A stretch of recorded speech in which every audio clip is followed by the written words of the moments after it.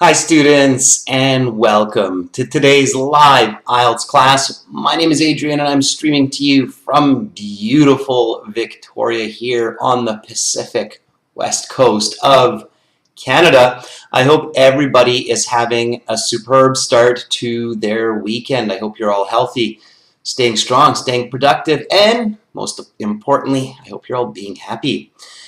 Students, in today's class, we are looking at an IELTS reading passage, and we will be focusing on a Band 9 level comprehension and giving those Band 9 level answers for some list of headings questions as well as other types of questions. I'm going to give you some strategies on how to quickly and effectively solve these kinds of questions in today's class. Welcome Kyber, hi Kush, hi Mal, hi Arda, welcome to our members. This is a members chat class, everyone, but of course you should all watch because there's lots to be learned. If you'd like to become a member of our channel, simply click the join button next to the subscribe button on our channel. Everybody, this lesson is presented to you by aehelp.com. For academic IELTS success, visit us there. For the general IELTS, check us out at gieltshelp.com. Both of our websites have loads and loads of information and practice exams to help improve your reading. This is our this is our general IELTS website here with the green background.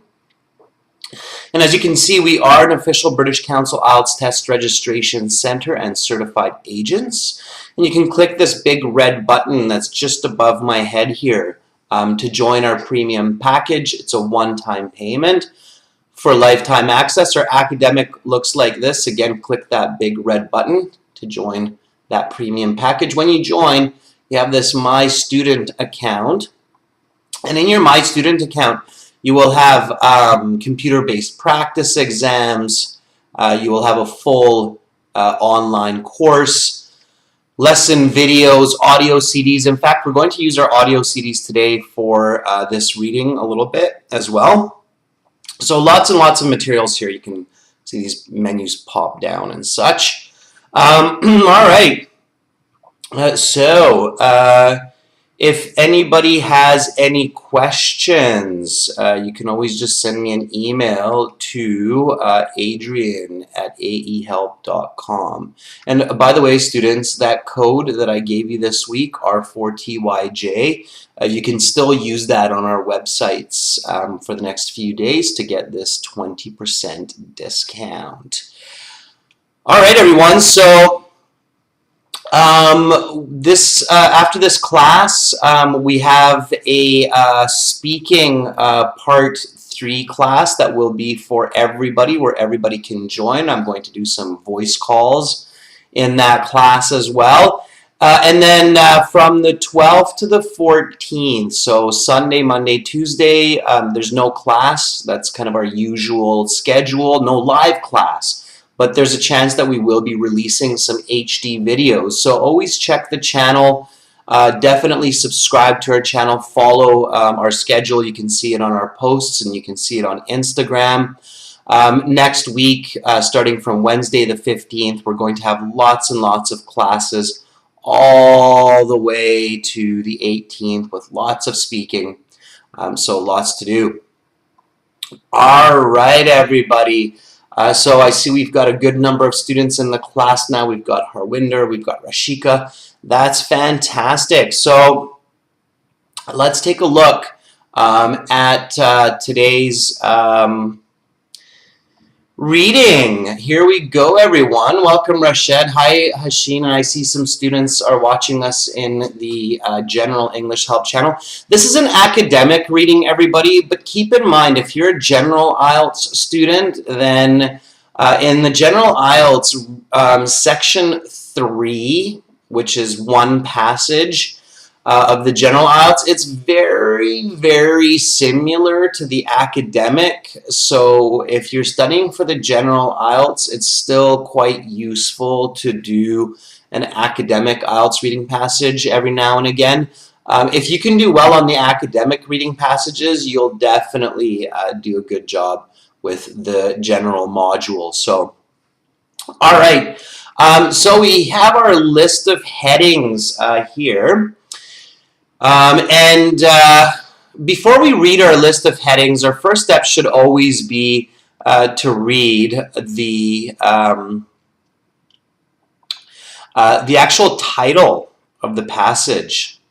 So here we go. Seismic shifts, silent drifts. What does that even mean?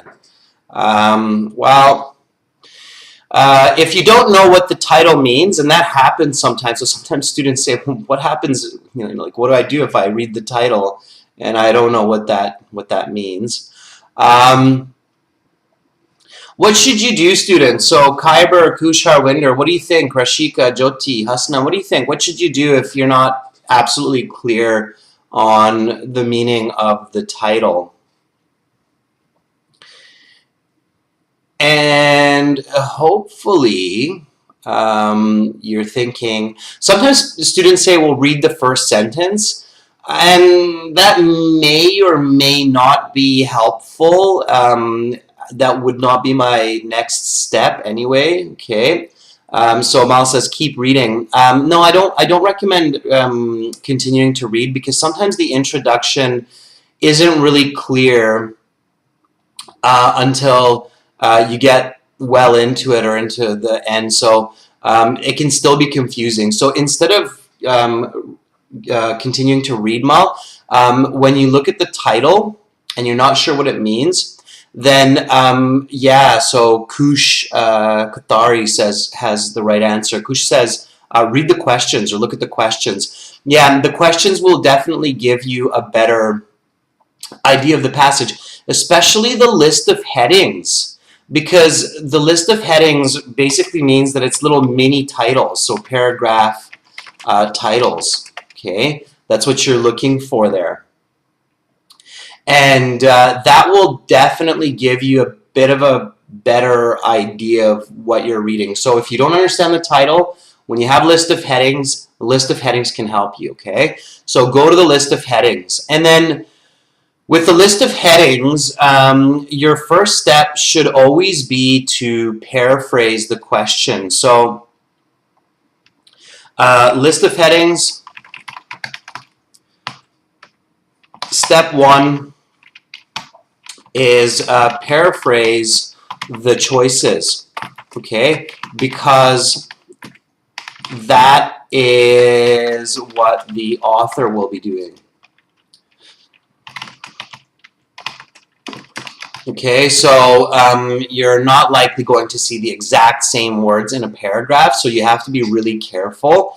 Sometimes students try to match the words in the list of headings with the paragraphs, and they skim and scan, but it doesn't work because the author is paraphrasing, so they're using different words to express these titles or these ideas, okay? So violent eruptions, magma, lava, and new islands. How can I paraphrase that, everyone? So how can I paraphrase violent eruptions, magma, lava, and new islands? Hopefully you know some of these words like lava. Lava is that very bright orange molten rock or liquid rock, if you will. So if you think about violent eruptions, magma, lava, new islands, then you'll come up with a very simple paraphrase. It's one word, and hopefully you can kind of see this as well. Let's see if anybody figures out what that's describing. By the way, this is a kind of descriptive paraphrasing that's going on here. So this list of heading is kind of describing this object, okay? No, Khyber, I wouldn't say explosion. Harwinder says volcano exploded. Harwinder, very good. Volcano exploded. Yeah, we say exploded is okay, Harwinder. Erupted is more accurate. Okay, so volcano erupted. Yeah, Exactly. So a volcano erupted. Next one here, the destruction of Pompeii. So a city is destroyed. Okay. Pompeii is an ancient city that was in Rome, I believe, before it became Italy. And simply paraphrasing that is just the city is destroyed or demolished. Another way to say destroyed is demolished. Okay. And then here we have two continents become many. Two land masses divide into several. All right. So at home, you keep paraphrasing like this, okay? So you keep going with these kinds of paraphrasings because that will give you a better understanding of the passage it will also help you to find the right answers to the list of headings. So when you're doing this in the real exam, you're doing this very quickly in your head, okay? Fossil evidence. Yeah, Mien is jumping ahead. Mien says skeleton proof. Almost, Mien. There's actually another word form for that, me. So skeletal. Skeletal proof. So when you're using skeleton as an adjective, it's skeletal.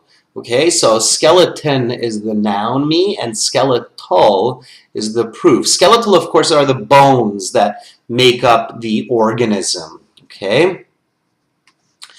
All right, adjacent continents, and you can do what me is doing, everybody, so you can just kind of paraphrase these ahead, and I'll catch them. If I see a good one, I'll call it out. Okay, so here we have some good paraphrasing going on. Paraphrasing, very, very important for improving English, especially from the intermediate level. So paraphrasing is a key practice and strategy when you want to go from a band 6 up to a band 8 or a band 9. Okay. Adjacent continents. Adjacent continents would be land masses that are beside each other. Okay. So that would be adjacent land masses. Adjacent means like they're next to each other. Adjacent. Okay. An intuitive notion. An intuitive notion, I would say, another way to say that is like a logical idea. Okay, and when I think of a logical idea, I can also think of the word hypothesis, because that's usually a logical idea. Or I can think of the word inference. That's also considered a logical idea, or even a theory. Okay, so all of those would be considered a logical, an intuitive notion. Okay, let me get that up a little bit higher. Harwinder says an innate idea. Not quite, Harwinder. Innate does not paraphrase intuitive. Innate means you're born with it. Like, think about when you're thinking of the word innate, Harwinder, think about the word instinct. It means it's natural and it's inside of us. It's innate. It's part of our nature. Okay? So innate is not a good synonym for intuitive. Okay? Intuitive is more like it's logical, it's observable, it's visible. Okay? Mal, an assumption is not quite. An assumption, sometimes when we assume, so the difference, Mal, between an inference and an assumption is an inference tends to be logical, an assumption is more of just a kind of a guess. Okay, so often you'll hear smart people say, don't assume, you should infer. So don't just try to kind of guess blindly what the future is or what happens, but use evidence and use facts to create an inference, right? So don't assume, but try to infer instead. Okay, it's a very wise kind of saying that you should keep in mind. Okay, the Ring of Fire. What is that, right? It's obviously the name, the Ring of Fire, so some location on Earth. Okay, that's all I can say here. Vasilika Pavel, it's great that you joined our group of members. Get in there, so give us some suggestions, okay? Hasina is asking, how much is it to join the VIP course? Well, if you go to our website, you'll see the cost there. Hasina, if you want to become a channel member, then you have to check out our memberships and our membership perks. And we'll have memberships coming to our General English Help channel as well. Okay, the invisible threat. So when you're doing the IELTS, you should be doing this very quickly. Okay, the invisible threat, the unseen danger, and Gondwana comes together. Something unifies.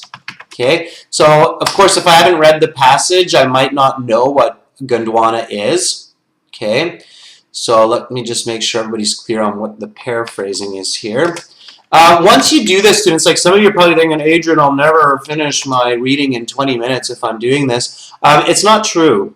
A lot of students have come back to us and said, oh yeah, that worked great. I totally had time and I finished and I got a great score. When you practice this at home, you get really quick. And during the real exam, you're doing this inside your head. Arda basically, Arda, that's great. You did the exact same paraphrase as me. So Arda wrote the unseen danger. Yeah. And then here we have a hypothesis of unity and disunity. A theory of oneness and separation. Okay, and then the last one is a mechanism to match the theory is found. So the system to match the idea is discovered. All right. Let me see if I can do a little trick here to, let's see.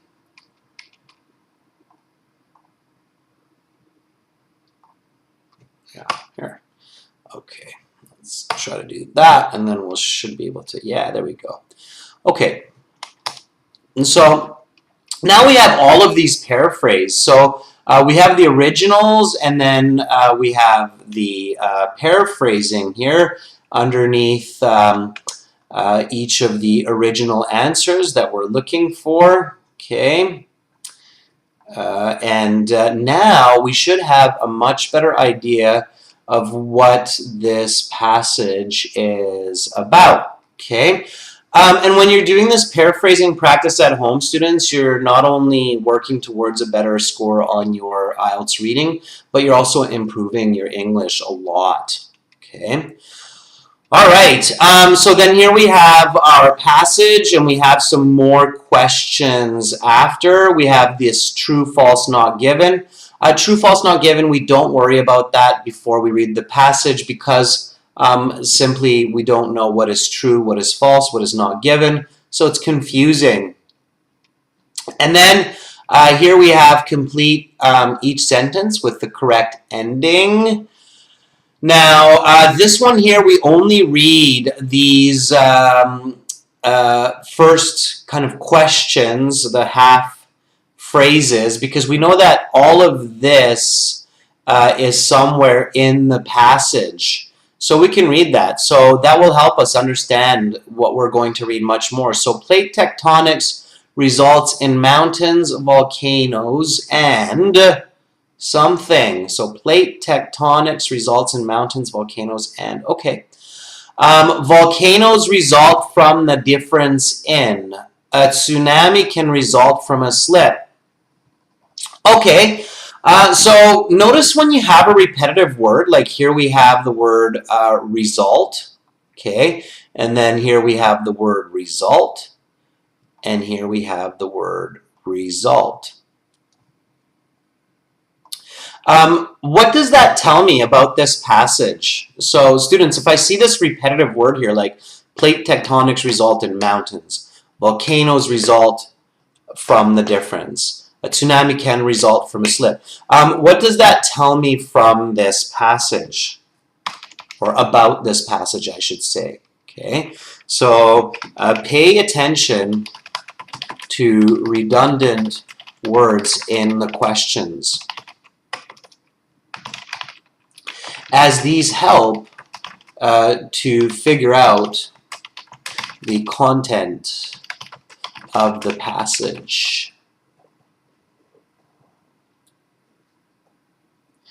Kyber, unavailability and unavailable are the same word. They're just different word forms. Okay. All right. So Mal says it will be something about the geology of the earth. Yeah, Mal. And even more specifically, we actually even have more information. So Mal says, well, it means that this will be about the geology of the earth. Yeah. Earth capital. Yeah, about the geology of the earth, exactly. And even more specifically, we know that this essay will be about the process of the geology of the earth, right? So the formation. Okay. So it's kind of like we know that reading this passage will be like sitting in a geography class, for instance, where we're learning about how the world got shaped, how it came to be, right? Okay, Arda says, I can now figure out the title. It's something about what happened to the Earth millions of years ago. Yeah, exactly, Arda, and that's a good tip. So now we're kind of ready to read, okay?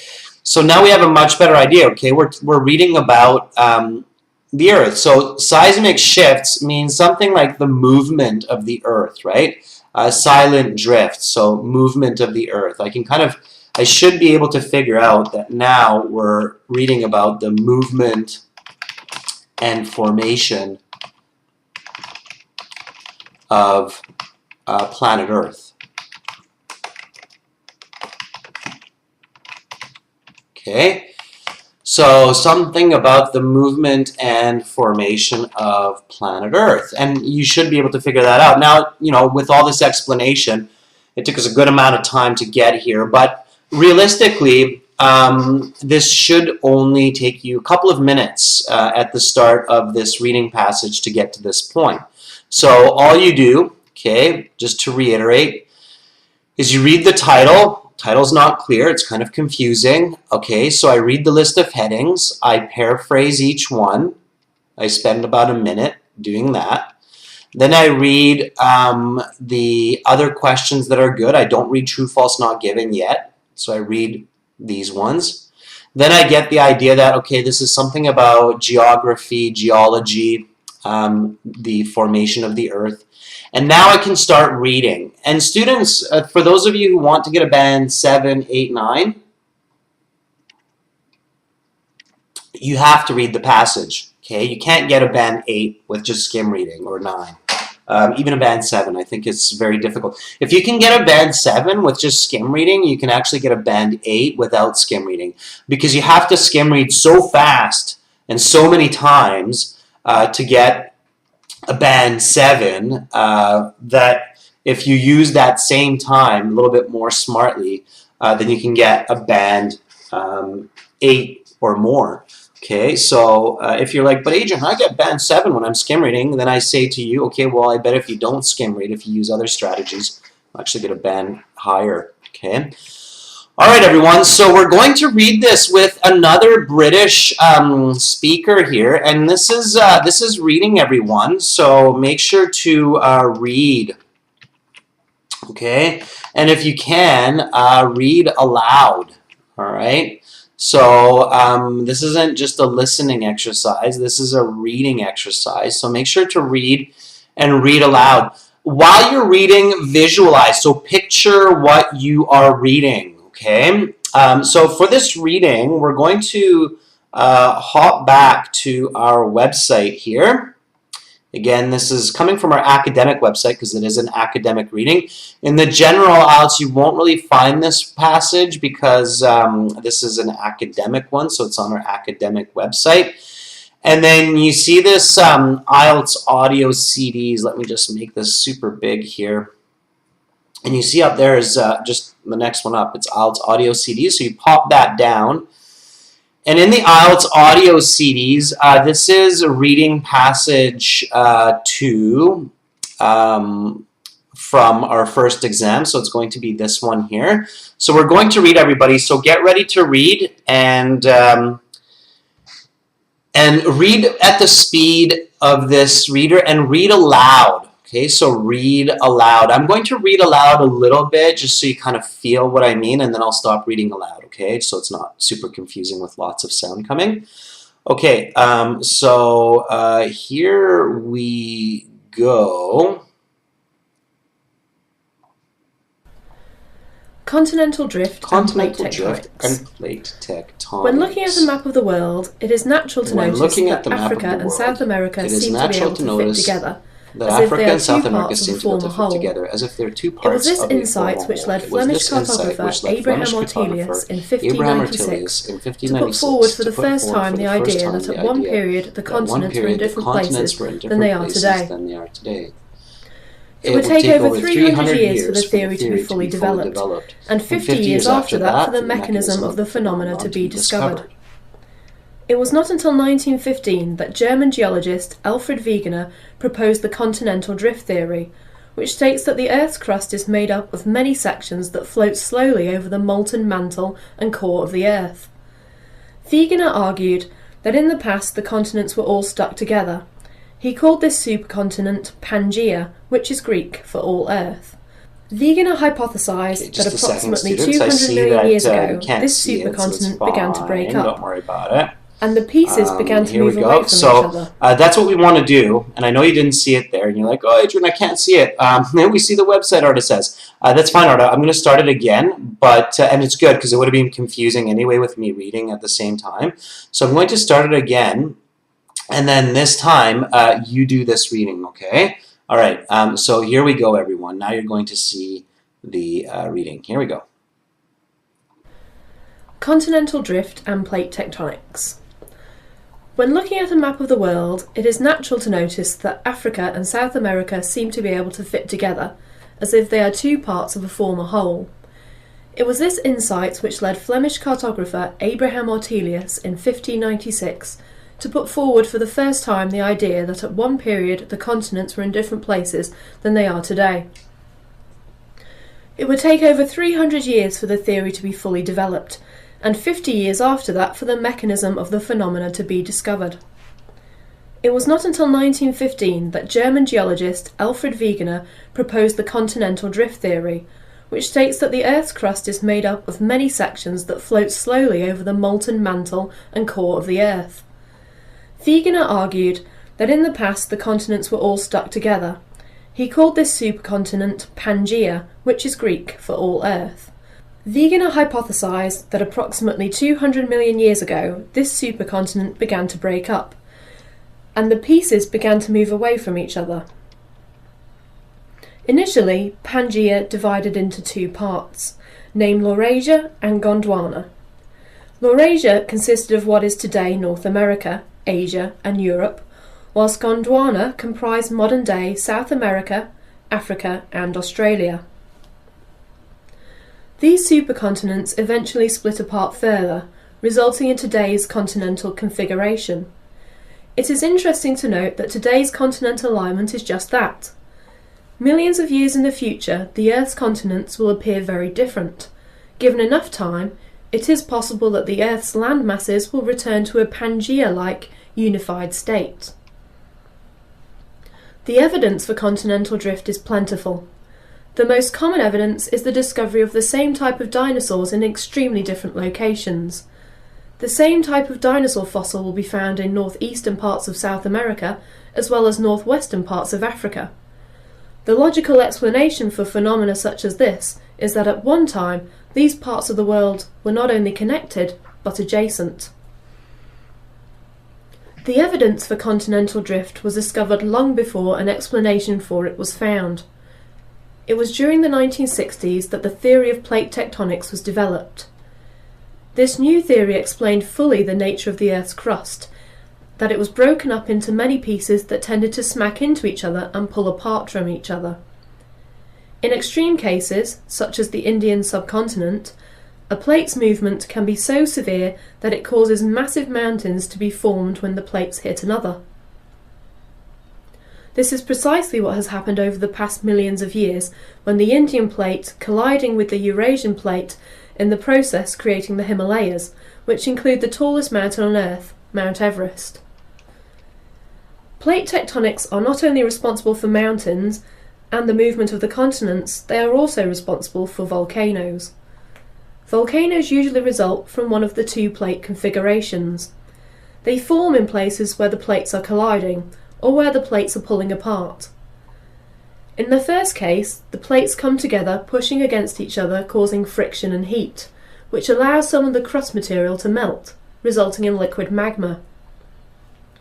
Because magma is less dense than the surrounding rock, it ends up rising to the surface, where it becomes a volcano. An example of this type of volcano is the famous Mount Vesuvius, which destroyed the city of Pompeii in 79 CE. The second type of volcano comes from divergent plates. These types tend to be underwater, as in the mid-oceanic ridges. Volcanic islands such as Iceland and Hawaii were formed by underwater volcanic activity, eventually spewing off enough matter to form land above the water. Of course, there is one final important result of plate tectonics: earthquakes. Earthquakes are perhaps the most terrifying of all natural disasters. They are practically invisible. They happen below the Earth's surface and have devastating results. Earthquakes happen along fault lines, places where two plates are colliding, diverging, or slipping past each other. In the case where the two plates are attempting to slip past each other, the most devastating earthquakes can occur.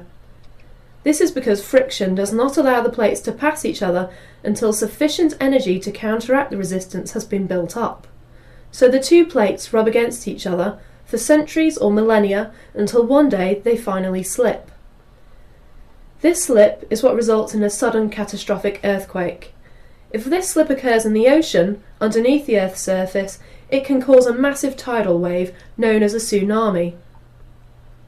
If this slip occurs directly beneath a major city, massive destruction will result. There are many such cities at risk of these earthquakes, many of them along what is known as the Ring of Fire, surrounding the Pacific Ocean. These cities include Tokyo, San Francisco, Vancouver, and Santiago. Understanding plate tectonics reveals that it is not a question of if these major cities will get hit by an earthquake, it is only a question of when. All right, students. The causes of the American economic crisis is the reading. When you're using our course at ahelp.com, make sure to use these reading audio. I know some of you have access to our premium IELTS package, so make sure that you use this reading audio to help improve your reading, your fluency, your pronunciation. These are all British speakers, by the way, who read these passages, so it's British English that you're hearing. Okay, now let's do the questions here. So with list of headings, these ones you should actually be answering after you read each paragraph. Okay, and I'm going to show you how with the first one. So let's go back and read this first paragraph together again, and then I will show you how to accurately find the right answer for this list of heading. When looking at a map of the world, it is natural to notice that Africa and South America seem to be able to fit together as if they are two parts of a formal whole. It was this insight which led Flemish cartographer Abraham Ortelius in 1596 to put forward for the first time the idea that at one period the continents were in different places than they are today. It would take over 300 years for the theory to be fully developed, and 50 years after that for the mechanism of the phenomenon to be discovered. So when I read a paragraph like this, to figure out the list of headings, okay, I have to ask myself, what is this paragraph about? And then I have to answer that question clearly. So students, what is this paragraph about?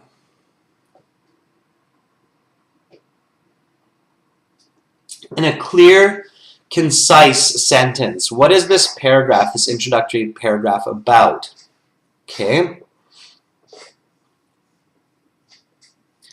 So let's see if you can come up with that in a simple way, in a very simple way. The simpler, the more accurate your answer is to this question after you read the paragraph, the better the chance that you're going to give the right answer for that list of headings question.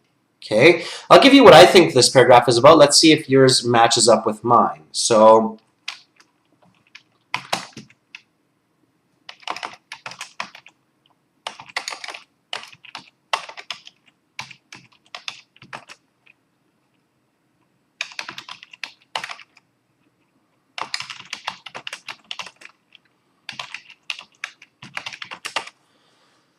okay, so I would say it's about an obvious inference about continents, right? So there's this map maker, his name is Abraham Ortelius, who looked at the map and said, hey, wait a second, it looks like these pieces just fit together. So it's just kind of a clever observation, right? We could even say that, right? Clever observation about the continents. Okay. Arta says it's two continents, South America and Africa, were parts of big continents. It's not so much about that, Arta, as it is about this cartographer. Notice how a lot of the paragraph is focusing on this theory, on this idea, on this observation that, hey, the continents look like they fit together. Meehan says the theory of a whole continent, right? Harwinder says a cartographer makes a theory by watching a map. Harwinder, that's very good. Yeah, absolutely. It's an observation, right? So it's an observation about the continents, an obvious observation. Okay, so we go back to the list of headings. And which one of these do you think is the closest match? So now I have to find the one that seems to match really closely with my answers. So my answer is an obvious observation or a clear observation. Okay. So violent eruptions, is a volcano? No, that doesn't look right. Is it the destruction of Pompeii? No. Two continents become many? No. Fossil evidence? Doesn't seem right. Adjacent continents, that kind of seems like it could be okay, but it's not that close. And then I have number 6, an intuitive notion, which is a logical idea, hypothesis, inference, or theory. Okay. The ring of fire, the invisible threat, Gondwana comes together. Hypothesis of unity, disunity, a mechanism to match the theory is found. He says, I think it's number 6. Bakrat says, 6, Atharwa says, intuitive notion. Yeah, very good. That's the correct answer. So it's an intuitive notion. An intuitive notion is also, another way we could paraphrase this, is a clever observation. Okay? A clever observation is a hypothesis, it's a logical idea, it's a theory. Okay? Does that make sense? So the correct way to solve list of headings is you read the paragraph, you ask yourself, what is this paragraph about? You answer that question, and then you match the closest choice from the list of headings. Let me do another paragraph, and then you'll see what I mean, okay? So Here's the next paragraph. Read it again with me, and this time I'll just go through it, and then you'll see what I mean, and then I'll give you the chance to do one, okay? So it was not until 1915 that German geologist Alfred Wegener proposed the continental drift theory, which states that the Earth's crust is made up of many sections that float slowly over the molten mantle and core of the Earth. Wegener argued that in the past the continents were all stuck together. He called this supercontinent Pangaea, which is Greek for all Earth. Wegener hypothesized that approximately 200 million years ago this supercontinent began to break up and the pieces began to move away from each other. Okay, so here I ask myself, what is this paragraph about? Okay.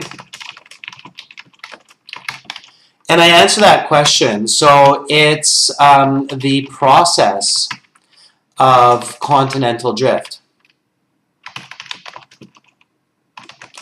The dynamics of continental drift, right? So, okay, you've got these land masses and they're floating around over 200 million years on top of the liquid rock of the Earth. Okay, so what's going to match with the process of continental drift for me the closest? Okay, that's my question here. So I go back and I look at these again. So violent eruptions, volcano, no. Destruction of Pompeii, no. Continents becoming many, maybe. Fossil evidence, no. Adjacent continents, not so much. Intuitive notion, no. Ring of fire, the invisible threat.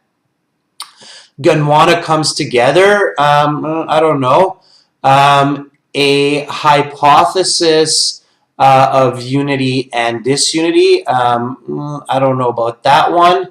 A mechanism to match the theory is found. Yeah, okay, so here, these last two for me, hypothesis of unity and disunity and a mechanism to match the theory is found, are kind of similar. So here, I'm going to look at the first sentence again. It was not until 1915 that German geologist Alfred Wegener proposed the continental drift theory. Okay, I know that another way to say theory is hypothesis, so this is going to help me to pick number 10, which is a hypothesis of unity and disunity. Okay, so here, number 10 looks to be good. And then I can actually see here that my example is given and it's correct. So that means that I'm on the right track. Okay. All right. So members, you do the next one. You do C. Okay. So here we go. Read with me. Initially, Pangaea divided into two parts named Laurasia and Gondwana. Laurasia consisted of what is today North America, Asia, and Europe, whilst Gondwana comprised modern-day South America, Africa, and Australia. These supercontinents eventually split apart further, resulting in today's continental configuration. It is interesting to note that today's continental alignment is just that. Millions of years in the future, the Earth's continents will appear very different. Given enough time, it is possible that the Earth's land masses will return to a Pangaea-like unified state. Okay, so students, members, what is this paragraph about?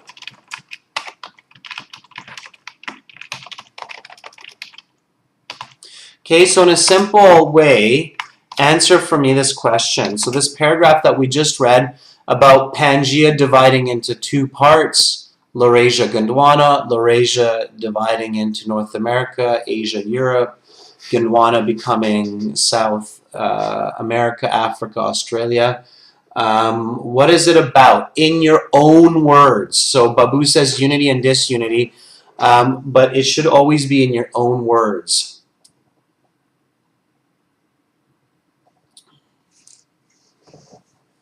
Harwinder says two split into many. Bakrat, very nice. So Bakrat's using his own words. I like that. So supercontinents become several continents.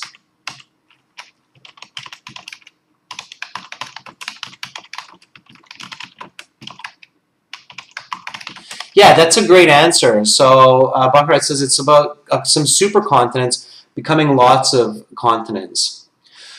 Arda says it's about Pangaea dividing into two parts, but Arda, I would say that it's not just about Pangaea dividing into two parts. It's more specifically about Laurasia and Gondwana becoming into the continents that the world is today.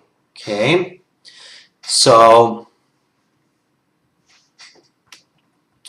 that's even more specifically. So always think about what is the main point of this paragraph. Okay, all right. Okay, so let's go with Baccarat's here because I like this one a lot. So supercontinents become several continents. Okay, which one of these answers matches the closest? Violent eruptions, destruction of Pompeii, two continents become many, fossil evidence, intuitive notion, ring of fire, invisible threat, Gondwana comes together, hypothesis of unity and disunity, a mechanism. So which one is the best answer? Okay, and me and Jyoti, Arda, Hasna, Atharwa, Baccarat all agree that the answer should be this one here. Two continents become many. Yeah, I agree. So this one, a hypothesis of unity and disunity, it's incorrect. Why?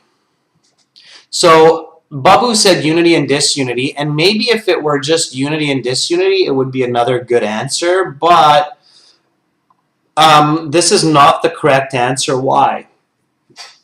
Why is that not? Why is number 10 not the correct answer? And obviously we've already used it, but there's another reason.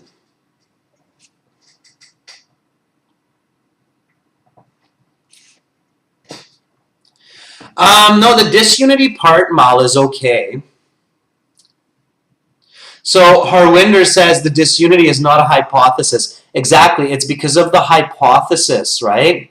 So this isn't a hypothesis. We can see the continents today. So we can see that where Africa is, where South America is, where Europe is. So it's not a hypothesis at this point. It's fact, right? We can see it. Okay? Yeah, exactly, Kush. It's not a hypothesis. So you have to be very careful about that. Okay?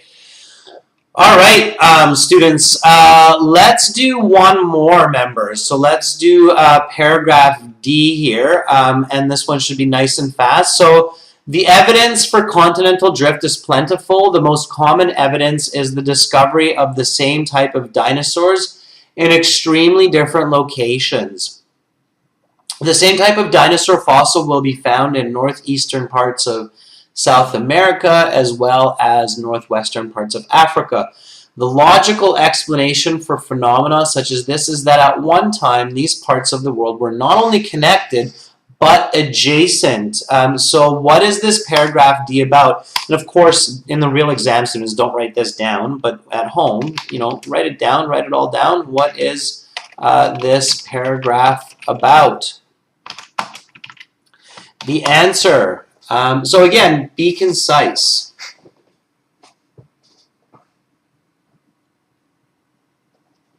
Yeah. Atharwa says fossil evidence. Again, Atharwa, before you jump to the answer that you saw in the list of headings, try always to first give your own answer. Okay? So always answer in your own words, not using a choice from the list of headings. Okay, that's where a lot of students make mistakes, is they jump to a choice and then they make the wrong choice. They don't realize there's another choice that's even better, and then they make a mistake. Okay, so always answer in your own words first. Super, super duper important. Okay. All right, everybody got that? So in your own words first, not from the list of headings, okay? Use your own words, then match, okay? Kush says it's proof of continental disintegration. Evidence for the thesis by fossils, Harwinder. Yeah, and you can even, say evidence from a dinosaur bones. Okay.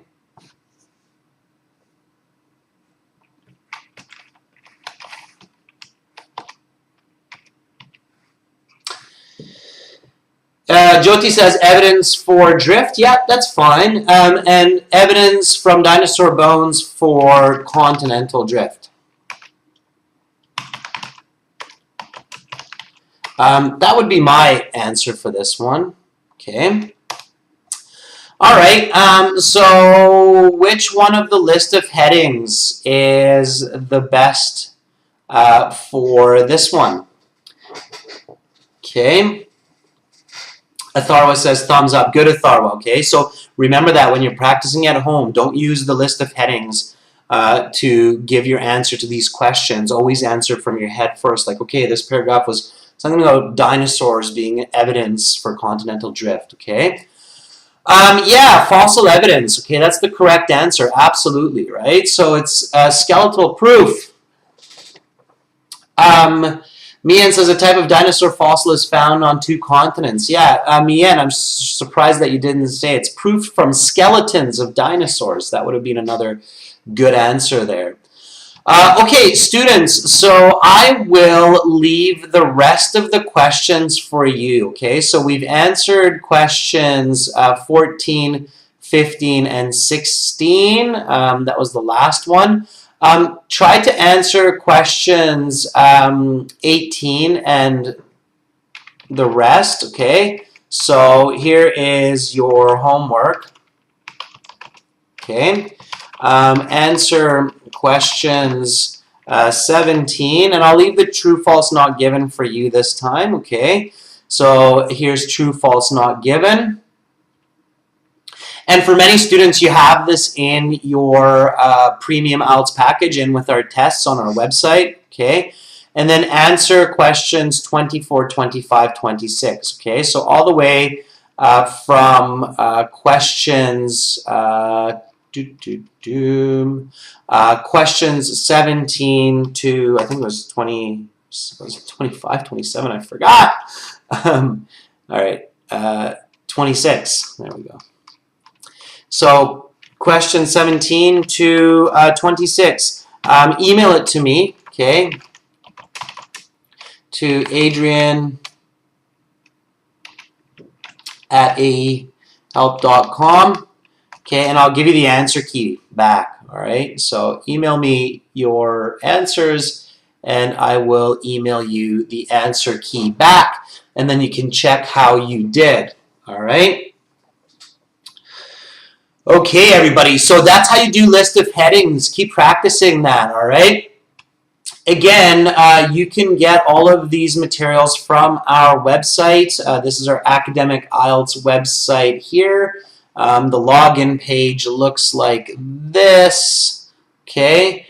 So all you have to do to get our 6 full practice exams is just click this big red Join Now button. Again, it's a one-time payment for lifetime access. For general IELTS, it's this green background, and click that big red button there.